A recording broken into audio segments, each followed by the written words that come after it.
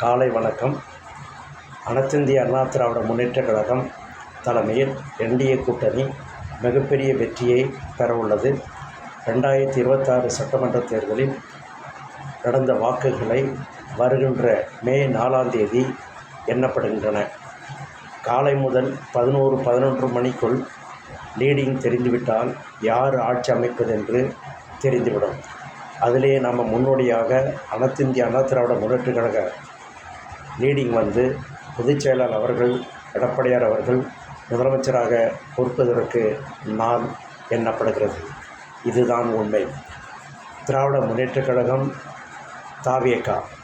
தாவேகா என்பது மிகப்பெரிய அளவில் ஒரு அளப்பரிய பண்ணிக்கிட்டு முதல்ல தேர்தல் பரீட்சை எக்ஸாம் மாதிரி எழுதிட்டு அப்படியே ஒரே புரோபகண்டமாக மினிஸ்ட்ரி லிஸ்ட்லாம் போட்டு அவங்க தொண்டர்கள்லாம் மிக ஆர்வத்துடன் இருக்கின்றாங்க. ஏன்னா அவங்கெல்லாம் 1952 எலெக்ஷன் பற்றி பார்த்தது கிடையாது. விஜய்க்கு கிட்டத்தட்ட 52 வயசு ஆகுது. எத்தனை எலெக்ஷன் பார்த்துருப்பார், என்ன ஸ்டேட்டஸ் தெரியும், அது கூட அவர் அனலைஸ் தெரியல. அவர்லாம் தலைவராக இருக்கிறாரு, என்ன பண்ணுறது? எதுவுமே தெரியாத பேட்டி கொடுத்துக்கிட்டு பந்தம் பண்ணிகிட்ருக்குறாங்க. ஆனால் எக்ஸ்பீரியன்ஸ் உள்ள ஆள் எல்லாமே எடப்பாடியாக இருக்கட்டும், மு க ஸ்டாலின் இருக்கட்டும் அடக்கி வாசிக்கிறாங்க. அதுதான் அரசனுடைய ஆளுமை என்பது விஜய்க்கு 1% கூட கிடையாது. சும்மா ஃப்ரெண்ட்ஸ் மூலிமா, அந்த சின்ன ரசிகர் மூலிமா பந்தம் பண்ணிட்டு திரிகிறார். இதுதான் உண்மை. ஆகவே மே 4ஆம் தேதி எண்ணப்படுகின்றன. அனைத்திந்திய அண்ணா திராவிட முன்னேற்றக் கழகம் தலைமையில் என்டிஏ கூட்டணி மிகப்பெரிய லீடிங்கில் மிக அளவில் தொகுதிகள் கிட்டத்தட்ட 200 தொகுதிகளை கைப்பற்றி எடப்பாடியார் முதலமைச்சர் ஆகின்றார். இதுதான் உண்மை. யார் எந்த வீடியோவிலும் எந்த தகவலும் சில வீடியோவில் சில புரோபகண்டா பண்ணுறாங்க பேச்சாளர்ன்றவங்க. அதுவும் ரவீந்திரன் துரைசாமி சொல்லவே தேவையில்லை. அடிமாடு கேஸுக்கு பேசுகிறாங்க. எவ்வளோ கேவலமாக பேசணுமோ அவ்வளோ பேசுகிறாங்க.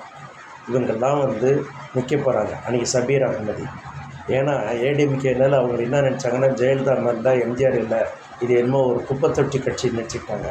இது மக்களோக மற்றும் தொண்டர்கள் கட்சி, தொண்டர்கள் ஓட்டு போட்ட கட்சி. தொண்டர்களை யாரும் விலைக்கு வாங்க முடியாது, தெரிஞ்சுக்கோ. ஒரு சில லீடிங் எம்எல்ஏ ஆர் மினிஸ்டர் எங்கேயே போனாலும் தொண்டரை எந்த பக்கமும் ஓட்ட செய்ய மாட்டாங்க. அதுதான் அதிமுக தொண்டர். எலட்சியமாக இருந்தவராக ஏடிஎம்கே தொண்டர்களை யாரும் இடப்பட வேண்டாம். ஒரு திரும்பி சொல்லுகின்றேன். மே 4 அதிமுகவாக எடப்பாடியார் திரும்ப முதலமைச்சராவது உறுதி என்று கூறி வணங்கி வாழ்த்துகின்றேன். அதே மட்டும் இல்லை, இந்த வீடியோ பிடிச்சிருந்தாங்க சப்ஸ்கிரைப் பண்ணுங்கள், உங்கள் ஆதரவு தாங்க, லைக் பண்ணுங்கள். மீண்டும் வீடியோ சந்திக்கிறேன். நன்றி, வணக்கம்.